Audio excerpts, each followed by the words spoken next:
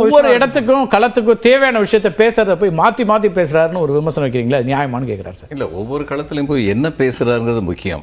இங்க வந்து தமிழ் கலாச்சாரத்தை வந்து பேசிட்டு புகழ்ந்து பேசிட்டு, ஆனா தமிழ் மொழி வளர்ச்சிக்கு சொல்லி சில 100 கோடிகள் கொடுக்கறதுக்கு சங்கடப்படுவாரு. சம்ஸ்கிருதத்துக்கு கொடுக்கட்டும், அதுல சம்ஸ்கிருதம் நம்ம நாட்டுடைய மொழி, ஆனா சம்ஸ்கிருதம் கொடுக்குற மாதிரி தமிழ் கொடுக்க மாட்டேன், வெறும் பேச்சு தான் பேசினாங்க. இதுதான் உண்மை. தமிழ்நாட்டில் வந்து பேசினது.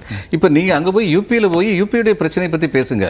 யூபி காரங்களை வந்து காங்கிரஸ்காரங்களும் கம்யூனிஸ்ட்காரங்களும் இதில் போய் தென்னிந்தியாவில் போய் இழிவுபடுத்தி பேசுறாங்க அப்படின்னு பேசுறது என்ன நியாயம்? யார் அந்த மாதிரி வந்து இழிவுபடுத்தி பேசுனது? கம்யூனிஸ்டும் பேசல, காங்கிரஸ் பேசல. யாரோ ஒரு எம்பி ஒரு நாள் சொன்ன கருத்துக்கு அவர் வந்து அந்த கருத்துல இருந்து மாறுபட்டார். யாரோ ஒரு எம்பி சரி, அந்த எம்பி வந்து தன்னுடைய கருத்தை வந்து திரும்ப இன்சிஸ்ட் பண்ணல, சொன்னதை வந்து மாத்திக்கிட்டாருன்னு அர்த்தம். அதுக்கு அந்த இதையே பிடிச்சுக்கிட்டு பேசினா நம்பர் 1 அது தப்பு. இன்னொன்னு, இந்த 50% வாக்கு இதெல்லாம் வந்து எந்த காலகட்டத்தில் அப்படிங்கறத நம்ம யோசிக்கணும்.